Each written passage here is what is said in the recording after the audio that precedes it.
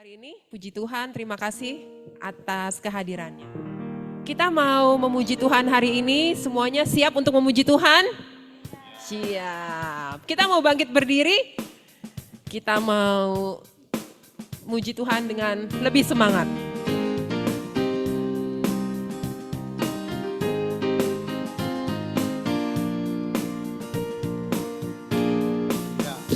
Kasih yang begitu besar, lebih kuat dari dosa.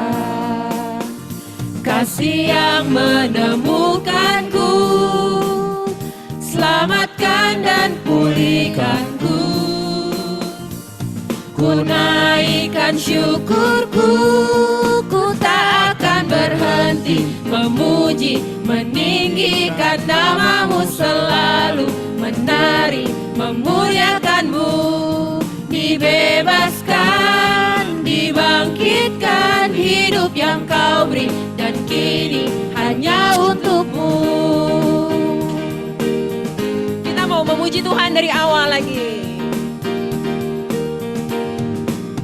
Kasih yang begitu besar, lebih kuat dari dosa. Kasih yang menemukanku, selamatkan dan pulihkanku. Ku naikkan syukurku, ku tak akan berhenti memuji, meninggikan namamu selalu, menari, memuliakanmu, dibebaskan, dibangkitkan, hidup yang kau beri, dan kini hanya untukmu. Akan berhenti memuji, meninggikan namamu selalu, menari, memuliakanmu, dibebaskan, dibangkitkan, hidup yang kau beri, dan kini hanya untukmu. Yang kau beri, dan kini hanya untukmu. Hidup yang kau beri, dan kini hanya untukmu. Ya, kita mau beri kemuliaan buat Tuhan. Kita mau tepuk tangan. Silakan duduk semua. Kalau kita masih ada sampai dengan saat ini, itu semua karena berkat dan anugerah dari Tuhan. Kasih setia Tuhan selalu menyertai kita dan menopang hidup kita. Hidup kita saat ini semua hanya karena kemurahan dari Tuhan. Kita mau pujikan berkat kemurahan.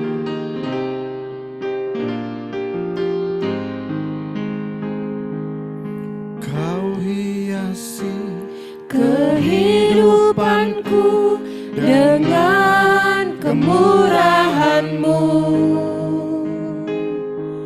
Kau rancangkan masa depanku penuh dengan harapan. Aku ada saat ini, semuanya karena kasih-Mu. Aku hidup hari ini, semua berkat kemurahan-Mu. Terima kasih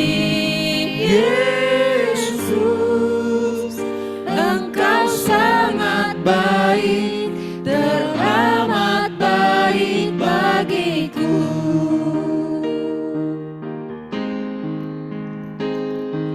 Kau hiasi kehidupanku dengan kemurahan-Mu. Kau rancangkan masa depanku penuh dengan harapan. Aku ada saat ini, semuanya karena kasih-Mu. Aku hidup hari ini,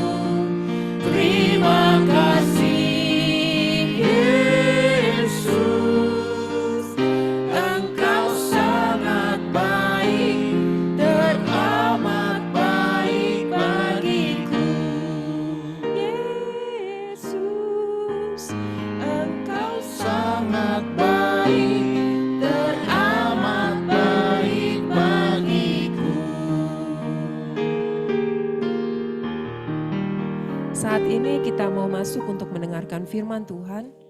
Kita mau mengenal Tuhan lebih lagi.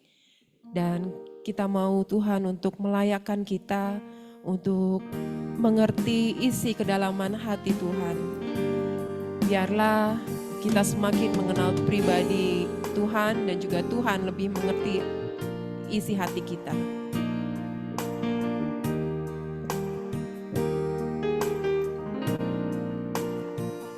Seperti rusa yang haus, rindu aliran sungaimu.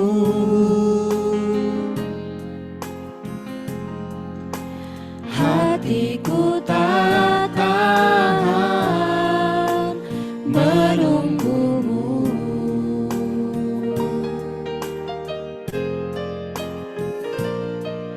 Bagai padang gersang menanti datangnya hujan,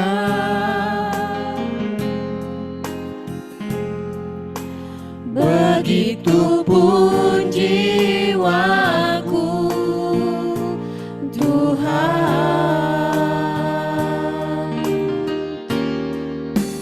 hanya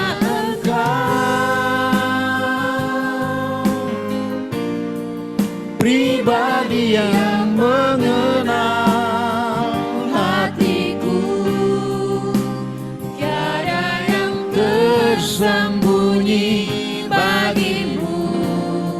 Seluruh isi hatiku kau tahu, dan bawaku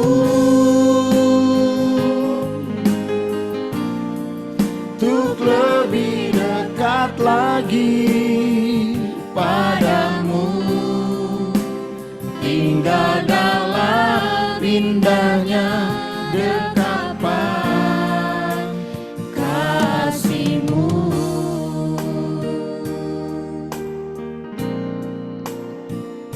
Seperti rusa yang haus, rindu aliran sungaimu.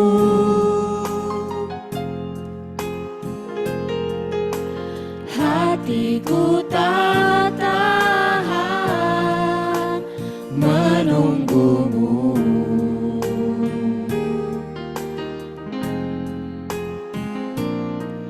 Bagai padang gersang menanti datangnya hujan, begitupun jiwaku Tuhan,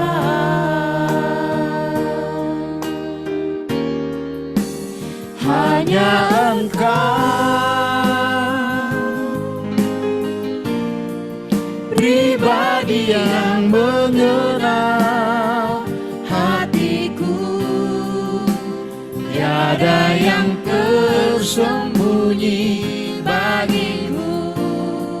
Seluruh isi hatiku kau tahu, dan bawaku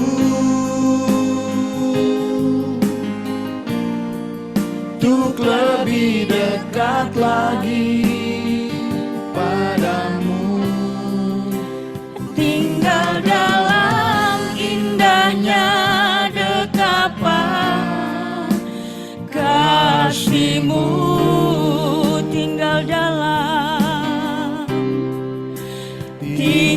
dalam indahnya dekapan kasih-Mu. Sekali lagi, tinggal dalam, haleluya, tinggal dalam indahnya dekapan kasih-Mu.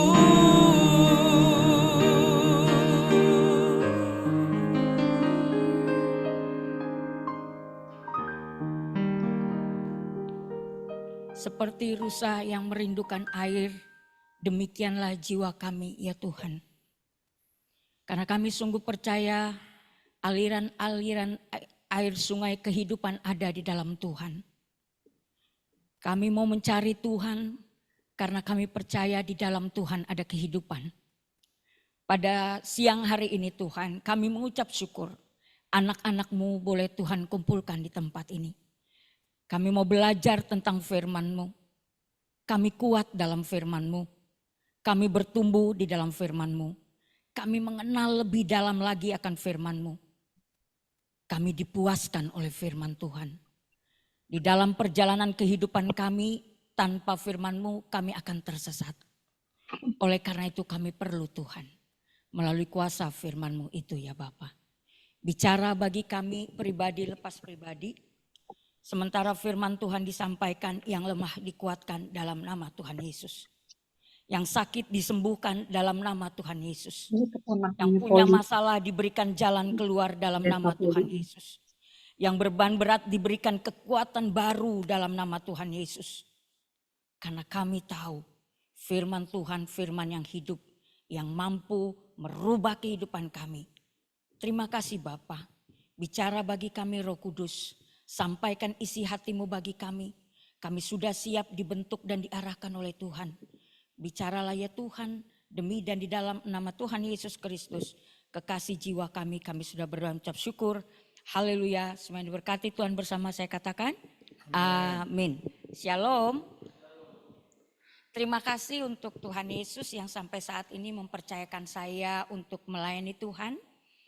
2 hari yang lalu pada saat saya lagi pelayanan di Cilandak, saya baca WA dari Monik Angel.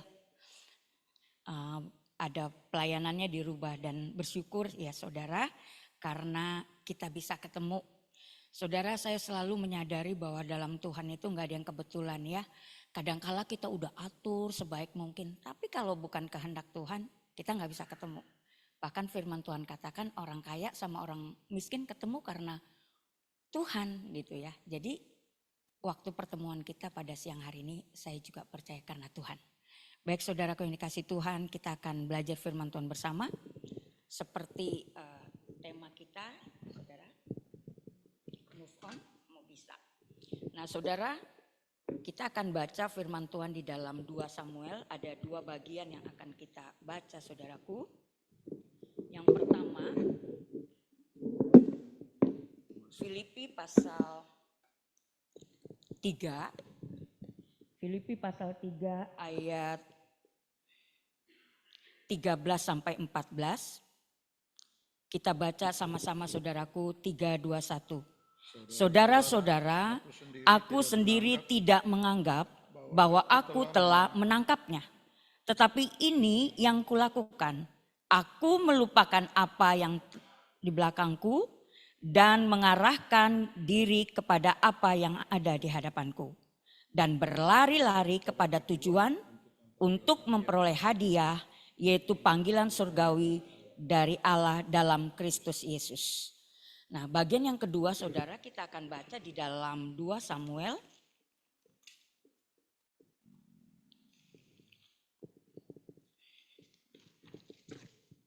2 Samuel pasal 22 ayat 1 sampai 2. 1 Samuel pasal 22 ayat 1 sampai 2. 1 Samuel pasal 22 ayat 1 sampai 2 kita baca bersama-sama 3, 2, 1. Daud di gua Adulam.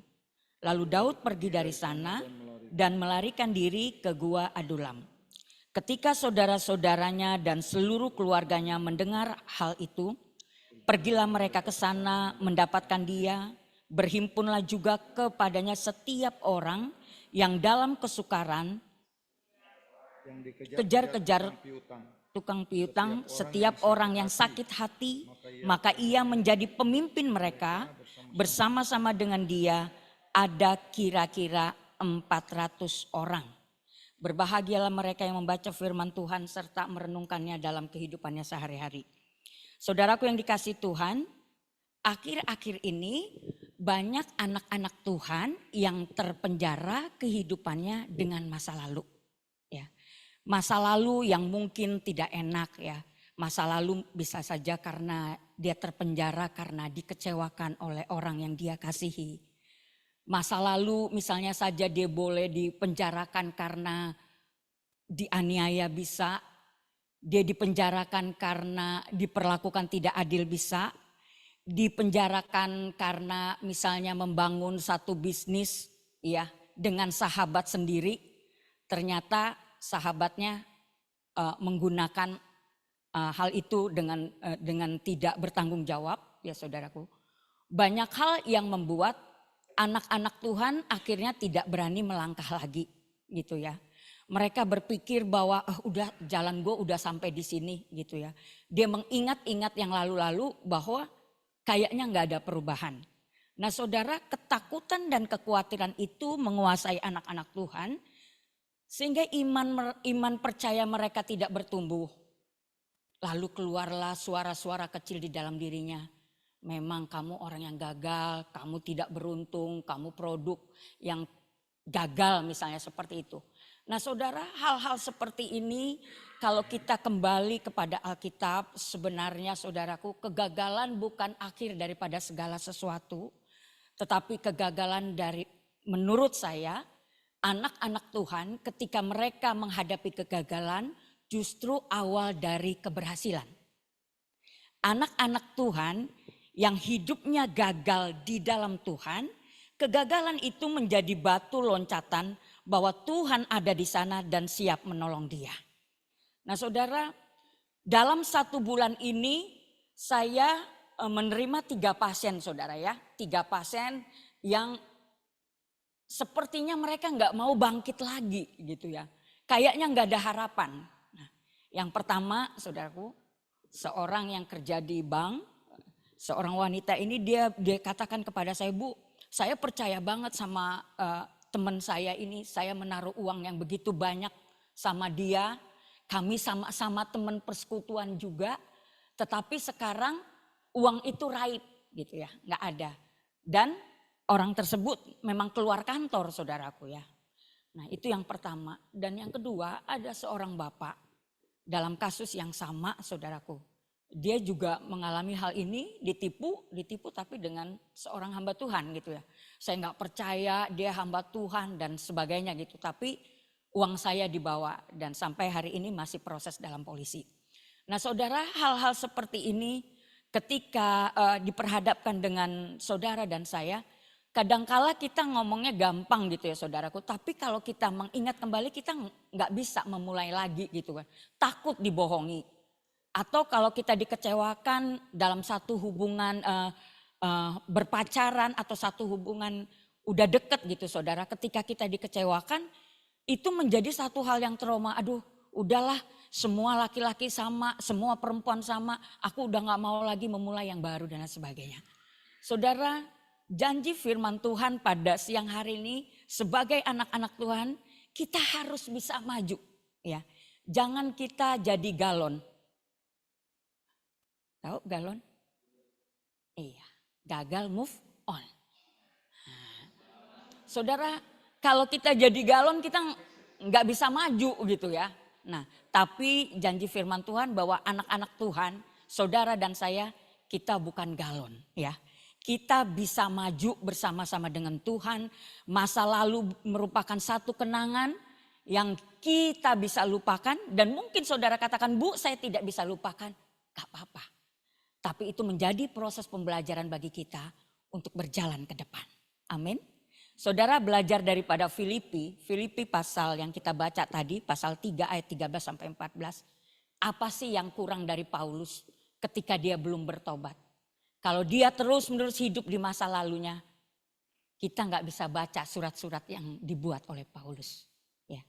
Paulus pasti saudara semua tahu. Seorang penjahat iya, seorang yang sombong iya, seorang yang terpelajar iya. Semua ada di dalam dirinya. Tetapi ketika dia ditangkap Tuhan, dia bisa berkata bahwa yang dulu dia anggap sesuatu yang berharga, tetapi sekarang sampah. Artinya saudara di dalam kehidupan saudara dan saya, ketika kita berada di luar Tuhan, kita bisa menjadi orang yang mungkin sukses, mungkin berhasil, mungkin pinter, mungkin kita bisa punya segalanya. Tetapi pada saat kita jatuh, saudaraku, kalau kita di luar Tuhan, kita tidak bisa bangkit lagi. Karena hanya Tuhan yang memberikan kita kuasa untuk bangkit, saudara.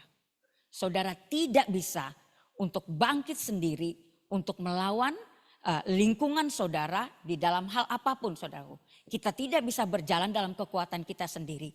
Tetapi kita punya kekuatan ketika kuasa Roh Kudus memampukan saudara dan saya untuk menghadapi persoalan yang ada bersama-sama dengan Dia. Sehingga kita boleh berkata, saya adalah pemenang atas masalah saya. Nah saudara, apa yang Paulus miliki dalam kehidupannya sehingga dia boleh menjadi pribadi yang diubahkan, pribadi yang kuat di dalam Tuhan. Yang pertama, Paulus mau diproses oleh Tuhan. Saudara, ketika kehidupan saudara dan saya mau diproses oleh Tuhan, kadangkala yang keluar dari mulut kita adalah apa, saudaraku? Proses dari Tuhan itu selalu nggak enak, ya. Jadinya kita keluar perkataan kita protes sama Tuhan. Atau kita berontak sama Tuhan. Tapi Paulus tidak demikian. Ketika dia berada di dalam Tuhan, dia udah enggak protes sama Tuhan. Dia tidak berontak kepada Tuhan. Karena dia tahu bahwa panggilannya, saudaraku.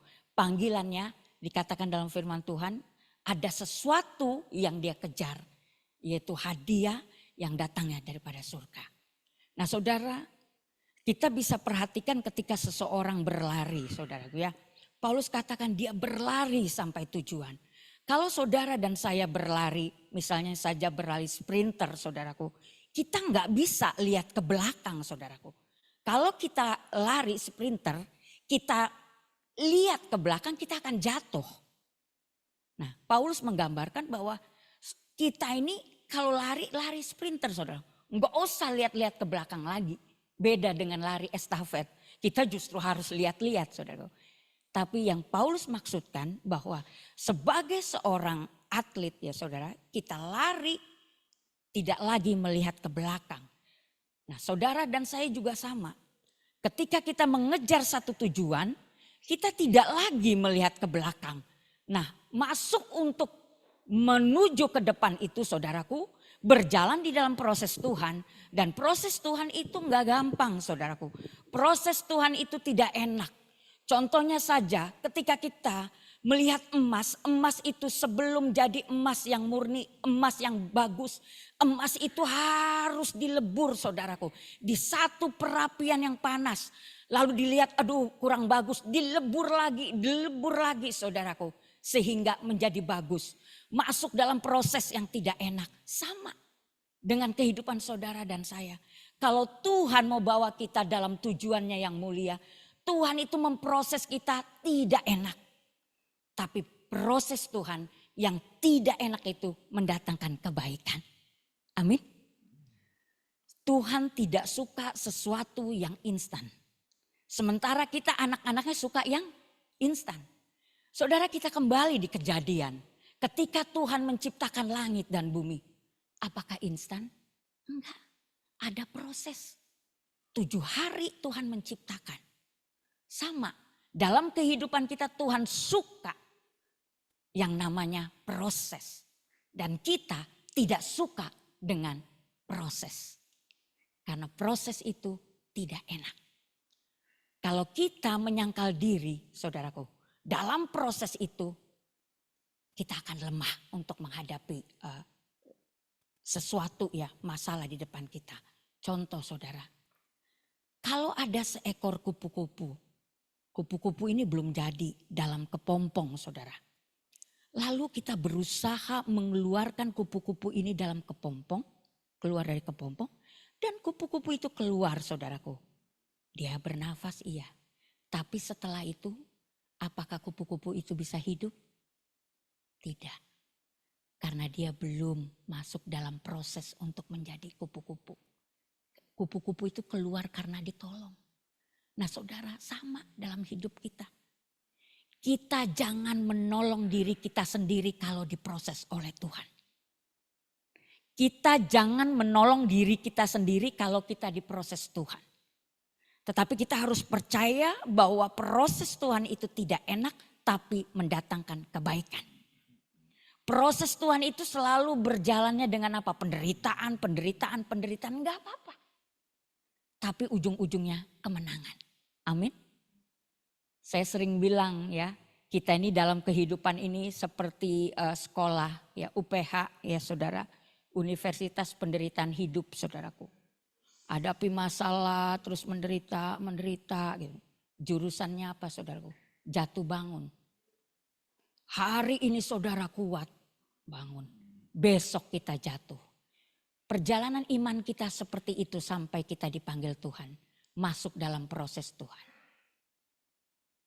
Fakultasnya saudaraku, tahan banting. Saudara perhatikan bahwa orang-orang yang masuk dalam proses Tuhan, mereka menjadi anak-anak Tuhan yang tidak cengeng.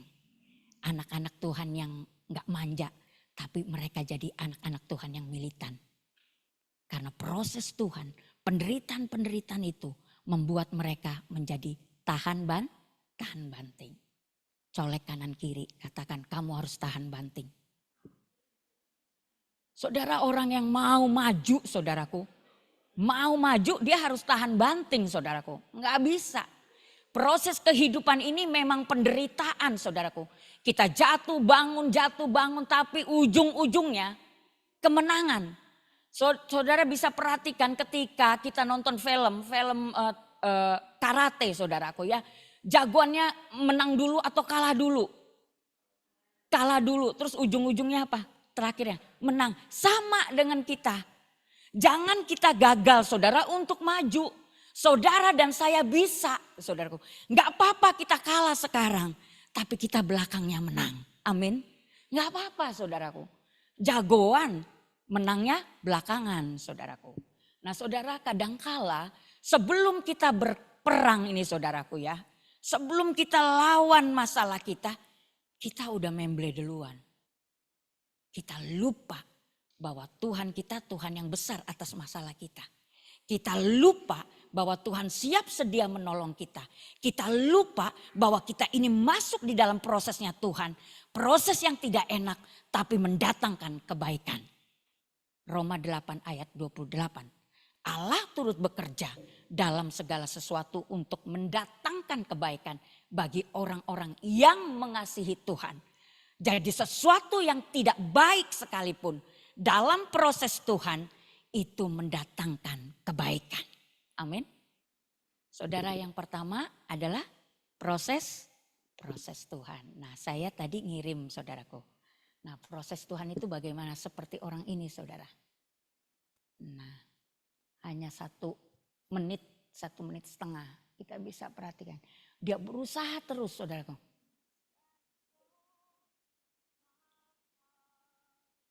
Jatuh, bangkit lagi, berjuang lagi, jatuh lagi. Itu terus. Tapi kita lihat terakhirnya saudaraku.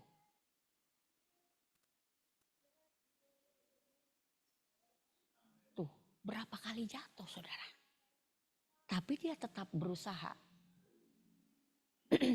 Sampai terpelanting-pelanting. Rasanya mau nyerah. Nggak bisa bangkit lagi. Jatuh lagi. Di titik rendah. Wah itu saudara. Amin. Bentar satu lagi.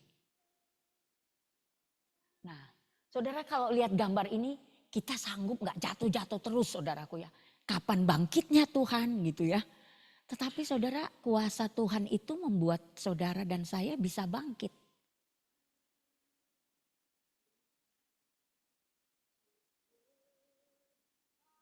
Pasti saudara gak sabaran. Kita ngelihat aja gak sabaran. Apalagi ngejalanin. Nah, 1 menit loh. Kita gak sabar ngelihat ini. Tapi prosesnya tuh saudaraku. Akhirnya bisa berdiri. Nah saudara sama. Proses Tuhan itu gak gampang. Kita jatuh bangun. Tapi ujung-ujungnya kemenangan. Amin. Apakah Paulus tidak jatuh bangun? Jatuh bangun dia. menceritakan, memberitakan tentang Tuhan, tapi proses Tuhan membuat dia menjadi pribadi yang kuat. Bahkan dengan proses Tuhan itu kita bisa membaca seluruhnya bagian Alkitab menjadi surat daripada Paulus. Yang kedua, saudaraku, Paulus memiliki koneksi dengan Tuhan. Saudara, menurut Kamus Bahasa Indonesia, koneksi itu terhubung. Ya. Nah saudara, zaman sekarang ini kan kita nggak bisa tuh lepas dari handphone. Nggak bisa lepas dari komputer. Secanggih-canggihnya alat-alat itu bisa rusak nggak? Bisa hang nggak? Bisa. Tapi kalau saudara punya koneksi dengan Tuhan, bisa rusak enggak? Enggak. Sama, dalam hidup saudara dan saya, kalau kita punya koneksi yang benar dengan Tuhan, percayalah saudaraku, akan menjadi baik.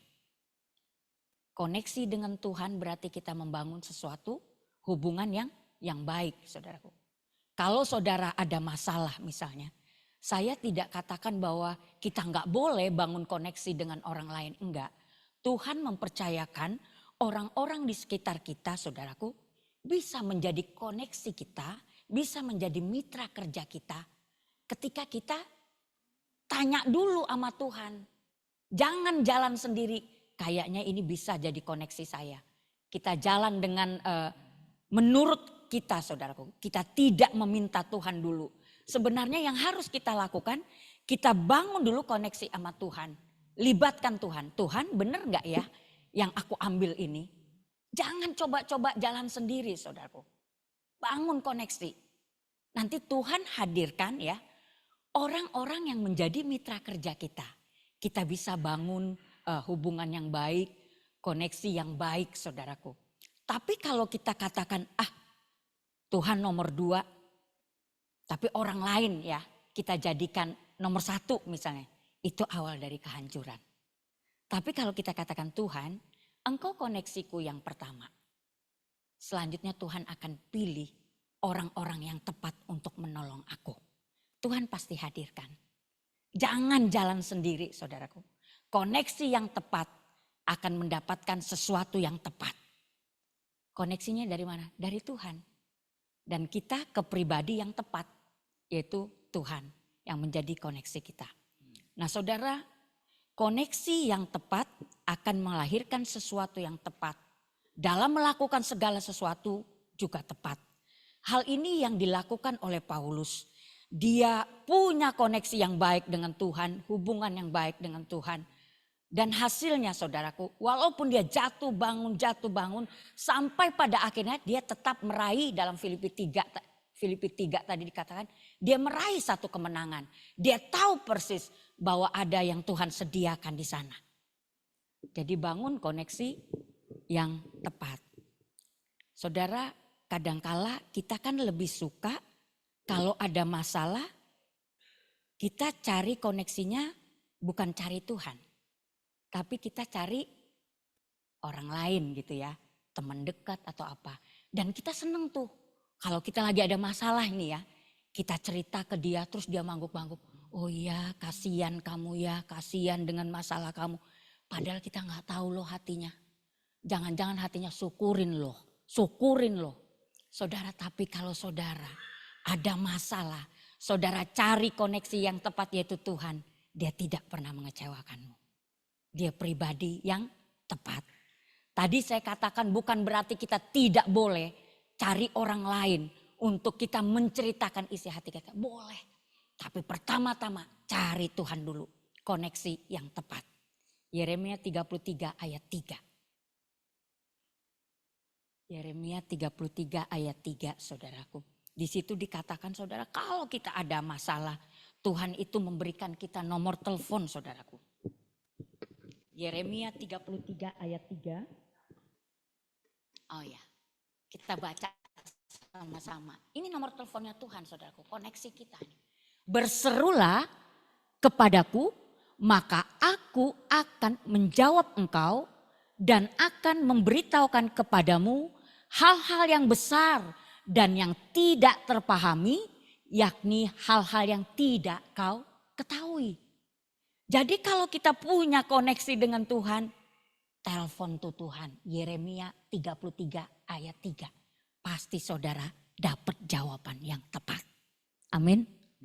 Kalau cari orang saudaraku untuk jadi koneksi, andalan kita, ujung-ujungnya kita kecewa karena manusia juga terbatas. Tapi kalau kita cari pribadi yang tepat, yaitu Tuhan, koneksi kita enggak salah alamat. Saudara, enggak salah alamat. Bahwa dia akan menjawab saudaraku. Di luar yang kita tidak pahami, Tuhan akan singkapkan itu. Saudaraku yang dikasih Tuhan, yang pertama yaitu bagaimana tadi saudaraku kita menjadikan Tuhan, yaitu menjadikan Tuhan dalam kehidupan kita. Bagaimana bisa menjadikan Tuhan itu sumber daripada segala sesuatu masuk dalam proses Tuhan. Yang kedua yaitu koneksi dengan Tuhan saudaraku. Dan yang ketiga saudaraku, Paulus punya yang namanya komitmen dengan Tuhan. Saudara, komitmen itu penting saudara. Di dalam kamus dikatakan komitmen itu adalah ketika seseorang membangun kepercayaan dalam waktu yang lama. Atau pengabdian seseorang. Ya saudaraku. Nah ketika seseorang punya komitmen yang baik dengan Tuhan. Saya bisa pastikan bahwa orang itu bangun komitmen yang baik dengan sesamanya juga. Bagus. Tapi ketika seseorang tidak bangun komitmen yang baik dengan Tuhan. Pasti bangun dengan sesamanya itu jelek. Coba perhatikan. Orang-orang yang tidak komitmen dengan Tuhan. Mereka menjadi pribadi-pribadi yang egois. Pribadi-pribadi yang mau menang sendiri. Tapi orang-orang yang membangun komitmen dengan Tuhan. Dia tahu saudaraku. Apa yang menjadi tanggung jawabnya. Apa yang menjadi pengabdiannya saudaraku. Di dalam tugas panggilannya. Sama di dalam pekerjaan juga begitu. Ketika kita komit dalam satu pekerjaan. Saudaraku. Saya percaya ketika kita mengerjakan segala sesuatu. Hasilnya baik. Karena kita komit dalam pekerjaan itu. Tapi kalau kita tidak komit dalam satu pekerjaan saudaraku. Pasti hasilnya tidak maksimal. Karena kita tidak komit dalam mengerjakannya. Jadi komitmen itu penting saudaraku. Paulus dia komitmen dalam tugas panggilan pelayanannya. Dan Tuhan memberkati dia luar biasa saudaraku. Dia bisa menang walaupun dia jatuh. Dia bisa bangkit lagi saudaraku. Nah saudara saya mau kembali saudaraku. Di dalam kitab yang kita baca tadi yaitu Samuel saudaraku ya. Bagaimana Daud berada di dalam gua Adulam saudara. Nah di dalam gua Adulam itu saudaraku saya hanya kasih bandingan saja. Bahwa Daud ini latar belakangnya saudaraku. Kenapa dia bisa sampai di gua Adulam saudara. Dia 8 tahun. 8 tahun ini dikejar-kejar sama Saul saudaraku. Padahal saat itu Daud sudah diurapi Tuhan melalui Samuel menjadi raja. Tapi saudara si Saul ini iri sama dia saudaraku. 8 tahun Daud dikejar-kejar. Nah dalam perjalanan 8 tahun itu Daud sempat pergi saudaraku ke daerah Gad. Dan rajanya namanya Raja Akis. Nah raja ini saudaraku tahu kalau Daud ini adalah seseorang yang luar biasa. Dan raja ini merupakan Raja Akis ini itu bagian daripada musuh Daud dulu saudaraku. Tapi Daud karena dikejar-kejar dia masuk ke daerah ini.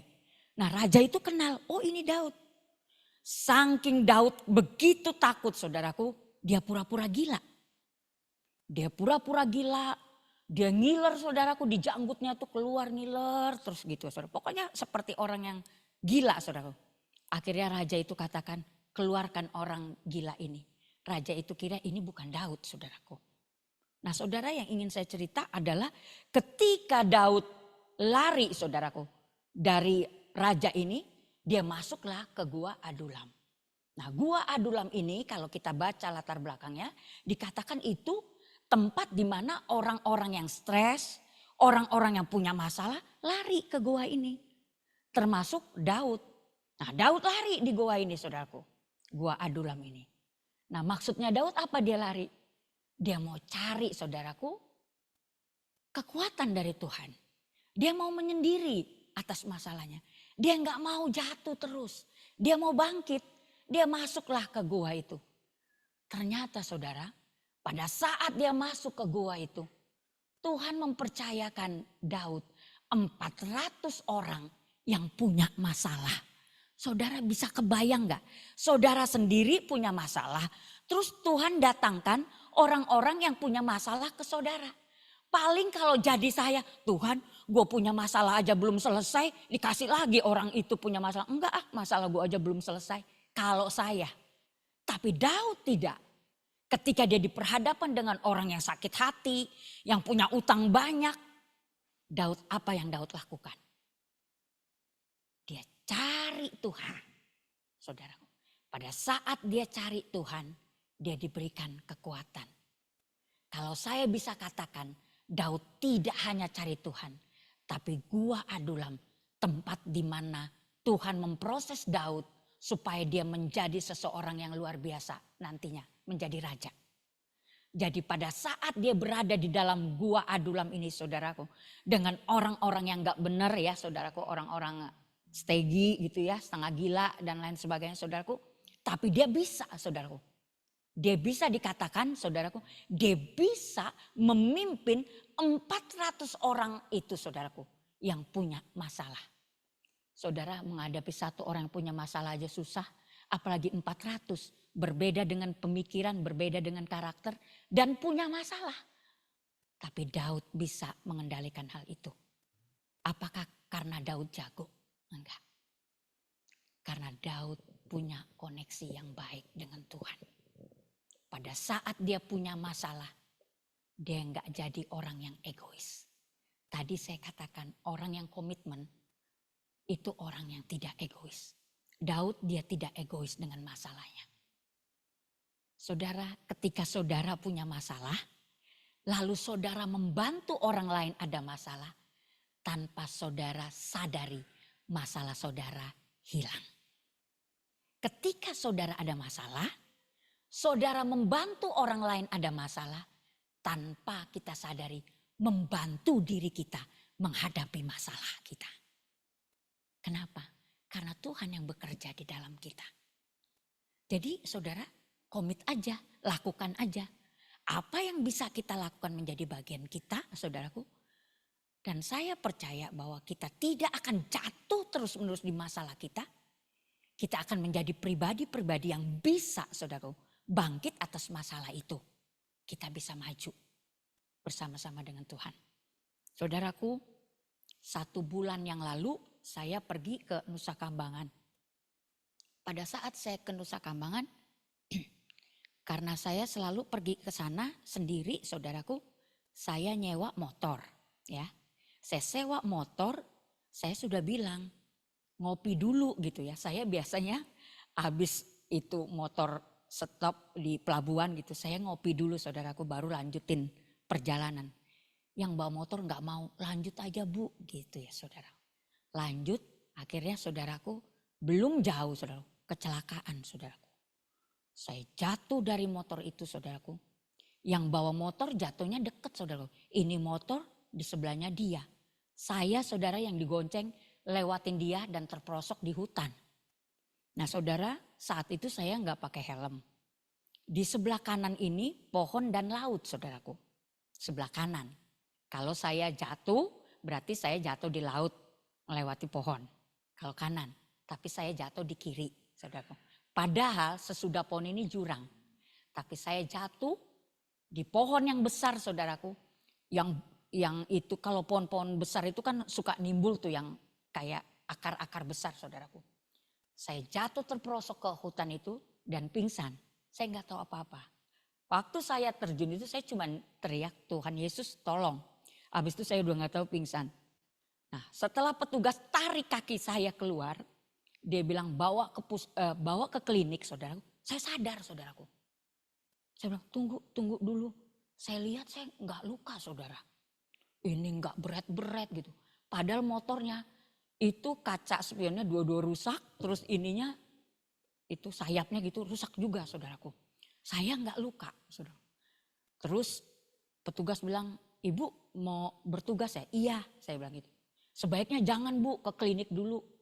Saya bilang enggak pak, harus lanjut saudara. Akhirnya saya lanjutin itu saudara. Lalu lah yang gonceng saya bilang ini, kita ngopi dulu bu. Sudah kasep ya saudara, udah jatuh dulu baru. Saya tuh mau gregetan gitu ya, mau tapi ya udahlah gitu kan. Udah minum kopi lah kita. Nah pada saat itu tugas saya cukup jauh saudaraku. Kalau di Nusa Kambangan Permisan ini paling jauh lah saudaraku. Nah sampailah saya di sana. Saudara, sebenarnya kalau ngikutin keinginan hati, saya nggak mau melanjutkan itu. Tapi saya ingat ada saudara-saudara saya di situ. Saudara, saya rasa kalau dengan pikiran saya jatuh itu saya udah lewat saudara. Karena saya itu terpelanting di pohon yang besar. Tapi saya tidak terluka apa-apa, cuman tangan gak bisa diangkat saudaraku. Pada saat saya ketemu para napi saudaraku, lupa dah saya sakit saya gitu ya. Mereka yang bersih-bersihin daun-daun di kepala saya gitu ya. Aduh ibu gitu ya, dibersihin lah saya dengan mereka saudara. Nah selesai itu saya balik barulah rasa sakit. Tapi keesokan harinya pada saat tugas lagi saya nyerah saudaraku. Saya balik Jakarta kayaknya saya nggak kuat saudaraku. Saudara bahwa di dalam kehidupan kita kadangkala kita itu mau menyerah gitu saudaraku. Gitu ya. Tapi kalau kita punya kuasa Tuhan saudaraku, rasa menyerah itu sebenarnya nggak ada. Bukan karena kita jago, enggak. Gitu. Bukan karena kita super hebat, enggak. Tapi kuasa Roh Kudus yang membuat kita kuat. Yang membuat kita berani gitu ya saudaraku. Maju gitu ya saudara. Nah saudara, dalam segala hal saudaraku, Tuhan rindu kita ini menjadi pribadi-pribadi yang ada sesuatu tantangan, jangan mundur. Jangan masa lalu itu menjadi penjara saudara. Sehingga saudara tidak bisa lagi melihat kebesaran Tuhan. Jangan pergumulan yang berat.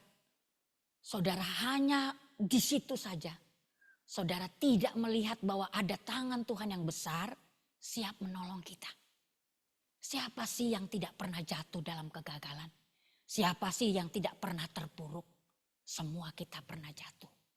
Tetapi saudara, Tuhan tidak menginginkan kita terus menerus di masa lalu itu. Tuhan mau kita, anakku bangkit. Karena aku ada di dalam masa depanmu. Tuhan tidak melihat lagi ke belakang. Yang Tuhan mau, ayo kita lihat ke depan. Masa depanmu sungguh ada. Amin. Saudara, untuk saya hanya sharing dikit ya saudara. Waktu 8 tahun yang lalu, saya di penjara wanita Pondok Bambu. Ada seorang ya seperti saudara lah, umur-umur saudara gitu ya, dia di penjara wanita ini. Terus saya tanya, kamu kasus apa gitu kan? Bu, saya ini karyawan yang baik, bekerja dengan baik, Tuhan kasih saya gaji luar biasa. Terus kenapa bisa di sini?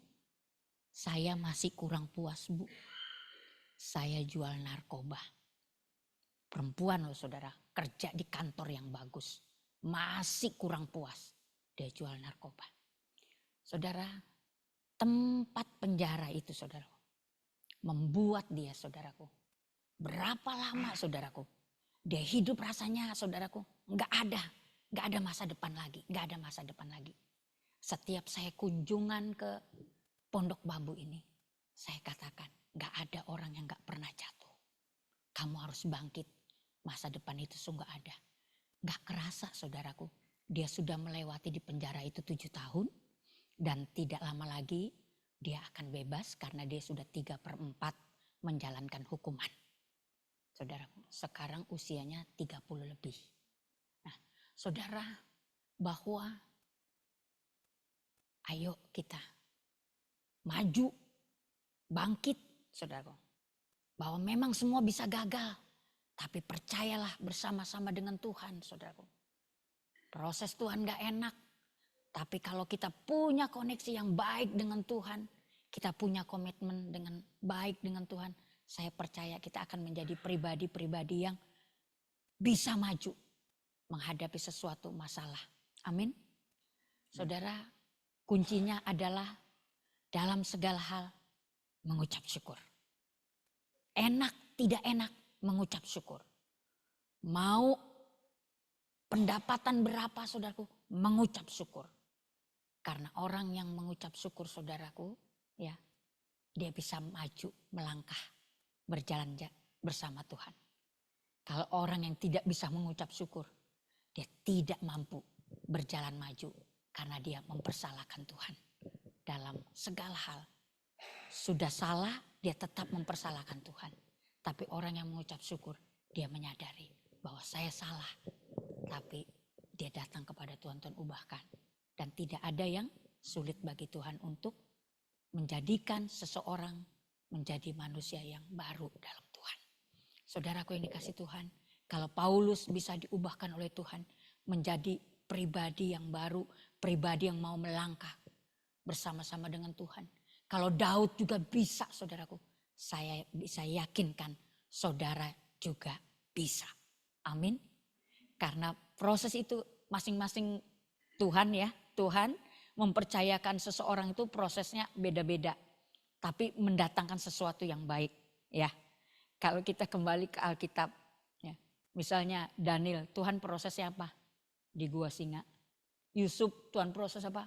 Penjara. Paulus, Tuhan proses apa? Penjara. Lalu siapa lagi?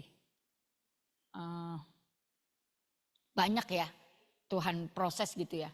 Sepertinya nggak enak tapi ujung-ujungnya mereka menjadi orang yang luar biasa. Nah, saya rindu saudara dan saya masuk dalam proses Tuhan.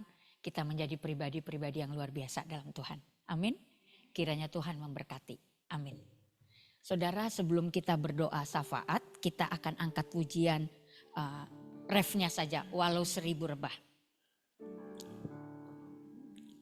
Kita harus percaya bahwa persoalan yang ada saudaraku, bersama-sama dengan Tuhan kita boleh menjadi pribadi-pribadi yang kuat. Pribadi yang militan dalam Tuhan. Terima kasih Tuhan Yesus. Terima kasih Roh Kudus.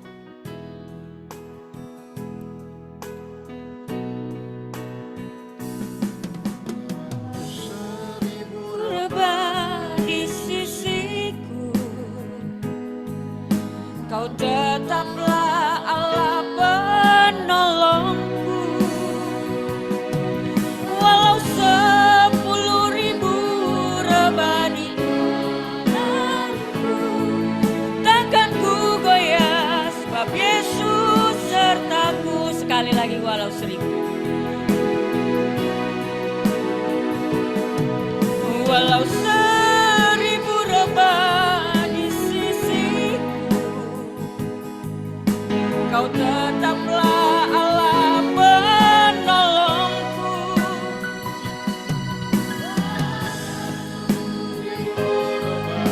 Di kananku takkan ku goyah sebab Yesus sertaku. Takkan ku goyah, takkan ku goyah sebab Yesus sertaku. Dengan iman katakan takkan ku goyah.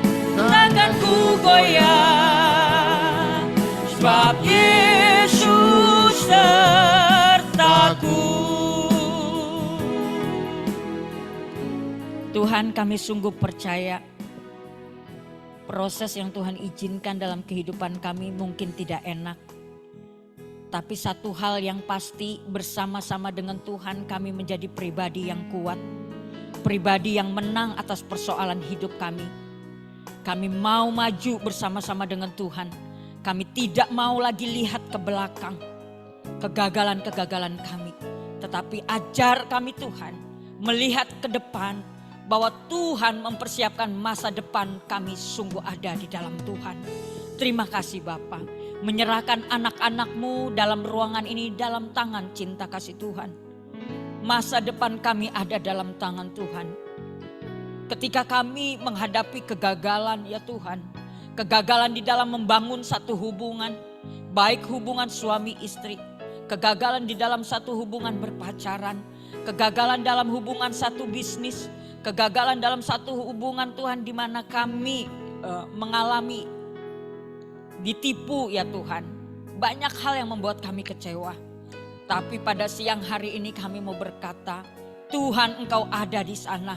Engkau akan menolong dan menopang kami ya Tuhan. Bahwa segala sesuatu di dalam Tuhan tidak ada yang pernah gagal. Tuhan akan mempersiapkan sesuatu yang besar di depan kami. Terima kasih Tuhan Yesus. Pada siang hari ini kami berdoa Tuhan untuk anak perusahaan yang dibawa pemimpinnya ya Tuhan. Engkau berkati jajaran manajemen, staf sampai yang bawah Tuhan. Engkau sudah memanggil setiap anak-anak-Mu bekerja di tempat ini. Engkau yang memperlengkapi kami semua. Di tengah-tengah profesi pekerjaan kami masing-masing Tuhan. Biar kami boleh bekerja dengan maksimal. Kami boleh bekerja dengan komitmen yang baik. Karena kami tahu ketika kami bekerja dengan baik, Tuhan akan menyiapkan sesuatu yang baik bagi kami. Tapi kalau kami tidak bekerja dengan baik Tuhan, maka itu awal daripada kegagalan kami. Tuhan tolong kami semua anak-anak-Mu menjadi pribadi-pribadi yang terus-menerus bekerja dengan tanggung jawab dan takut akan Tuhan. Hamba berdoa untuk jemaat yang bekerja di luar Raja Wali Group Tuhan. Memberkati pekerjaan mereka, usaha mereka Tuhan. Tuhan tolong ketika mereka bergumul dalam usaha mereka. Mari Bapa Engkau campur tangan. Engkau membuka jalan bagi mereka ketika mereka ada masalah. Dan mereka boleh Tuhan menghadapi persoalan yang ada di tengah-tengah perusahaan mereka. Dengan menjadi pemenang Tuhan. Karena Tuhan ada bersama-sama dengan mereka. Buat mereka untuk tetap mencari Tuhan. Mencari pertolongan Tuhan. Bangun koneksi yang baik dengan Tuhan. Dan kami percaya Tuhan Engkau akan memberikan jalan keluar yang terbaik. Hamba berdoa untuk proses pemasaran baik hotel dan residen yang ada Tuhan. Di Raja Wali ini Tuhan berkati. Kau mendatangkan orang-orang dimanapun mereka berada Tuhan. Biar tempat ini menjadi tempat di mana Tuhan menaruh Tuhan orang-orang yang boleh datang tinggal ya Tuhan. Dan kami percaya Tuhan Engkau akan mendatangkan orang-orang dari manapun ya Tuhan. Yang punya kerinduan untuk tinggal di tempat ini ya Tuhan. Terima kasih Bapa. Hamba berdoa untuk PDRG Tuhan. Menyerahkan Tuhan dari ketua, sekretaris, bendahara dan semua anggota. Tuhan buat kami sehati. Buat kami Tuhan punya sepelayanan yang sama, visi yang sama. Kami bersyukur PDRG boleh berdiri sampai hari ini karena kebaikan Tuhan. Tuhan tambah-tambahkan jiwa yang baru, yang rindu untuk mendengarkan firman Tuhan. Biar PDRG ini menjadi tempat kehadiran Tuhan. Dan melalui kehadiran di tempat ini, anak-anak Tuhan yang berbakti, mereka diberkati oleh Tuhan. Terima kasih Bapa, mengucap syukur karena Tuhan proses pemilu boleh berjalan dengan baik. Dan kami boleh menerima pengumuman ya Tuhan, kami percaya semua itu berkat datangnya daripada Tuhan. Tuhan sudah memilih pemimpin yang baik. Kami percaya semua ada dalam kedaulatan Tuhan. Memberkati Tuhan baik presiden sekarang maupun presiden yang akan menjabat nanti. Baik Jokowi maupun Bapak Prabowo dan wakil Tuhan berkati kami semua. Kami percaya rancangan Tuhan tidak pernah gagal. Tuhan sudah menyiapkan pemimpin yang baik. Yaitu pemimpin yang takut akan Tuhan. Terima kasih Bapak yang baik. Engkau akan memberkati bangsa dan negara kami. Ketika anak-anak Tuhan mencari wajah Tuhan, maka Tuhan akan pulihkan. Terima kasih Tuhan Yesus. Terima kasih Roh Kudus. Engkau begitu mengasihi kami, Engkau begitu peduli atas hidup kami. Damai sejahtera-Mu tinggal dalam hidup kami. Sebentar kami akan berpisah satu dengan yang lain. Biar cinta kasih Tuhan bersama-sama dengan kami. Terpujilah nama-Mu Tuhan, kami sudah berucap syukur. Haleluya, amin. Mungkin ada pengumuman. Kalau pengumuman dari saya, entar malam ada bola U23. 1:30, jangan lupa. Kita harus nonton. Terima kasih pelayanannya untuk Ibu Sandra. Pengumuman untuk minggu depan kebaktian dilaksanakan hari Jumat tanggal 3 Mei dan akan dilayani oleh Bapak Pendeta Didik Christian Adi Cahyono. Untuk persembahan dapat ditransfer ke rekening BCA yang ada di depan atau ada di kotak belakang. Terima kasih atas kehadirannya Bapak Ibu dan rekan-rekan semua dan juga untuk pelayanannya Om Ronald dan Bapak Rikinyo. Singer juga terima kasih pelayanannya hari ini. Untuk yang baru pertama kali hadir, terima kasih sudah hadir dan ditunggu kehadirannya minggu depan. Untuk Joshua juga terima kasih yang selalu membantu kita nih untuk beres-beres di hari sebelumnya. Iya, apabila ada yang mau melayani sebagai singer atau yang lain-lainnya, bisa menghubungi Ibu Angel atau saya. Kita akan doa berkat yang akan dibawakan oleh Ibu Pendeta Sandra. Silakan. Mari kita berdoa, saudara-saudara, kita bangkit berdiri. Bapa di surga, dengan cinta kasih Tuhan kami boleh bersekutu. Sebelum kami berpisah satu dengan yang lain, kami akan bertugas, bekerja dalam panggilan kami yang berbeda.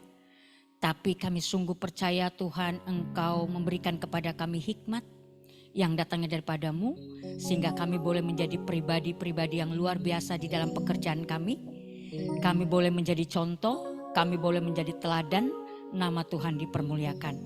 Tuhan, kami rindu apapun yang kami kerjakan dibuat Tuhan berhasil dalam nama Tuhan Yesus. Biar berkat yang berkelimpahan turun atas kami. Saudaraku, angkatlah tanganmu dan terimalah berkat Tuhan. Kiranya kasih karunia dan damai sejahtera dari Allah akan menyertai, memberkati saudara dan saya melalui pertolongan Roh Kudus yang akan memberikan penghiburan dan pengharapan, dan melalui anaknya Yesus Kristus menuntun saudara dan saya untuk melewati hari-hari hidup kita bersama-sama dengan Yesus yang memberikan kepastian, kemenangan, bahkan masa depan yang penuh dengan harapan mulai saat ini sampai Maranatha. Tuhan Yesus memberkati. Bapa, terima kasih. Bapa, Terima kasih. Bapa, terima kasih. Bapa, indah bersyukur.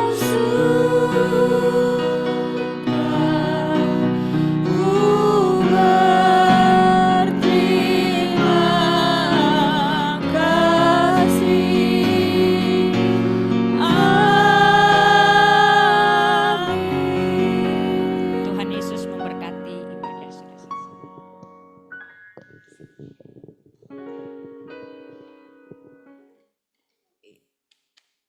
Ibadah sudah selesai. Saat teduh untuk kita semua.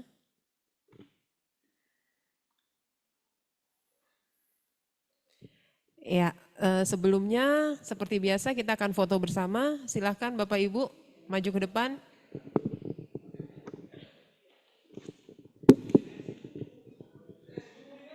Yang di Zoom juga bisa dibuka kameranya supaya bisa foto bersama.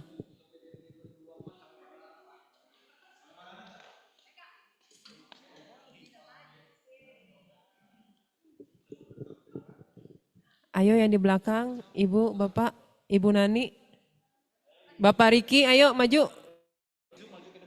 Ayo yang di Zoom maju ke depan. Ayo yang di belakang jangan mepet-mepet.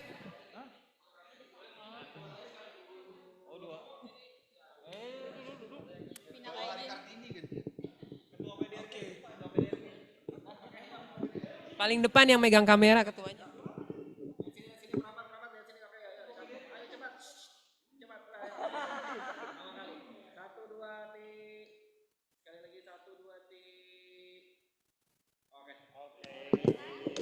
Terima kasih semuanya, Tuhan memberkati.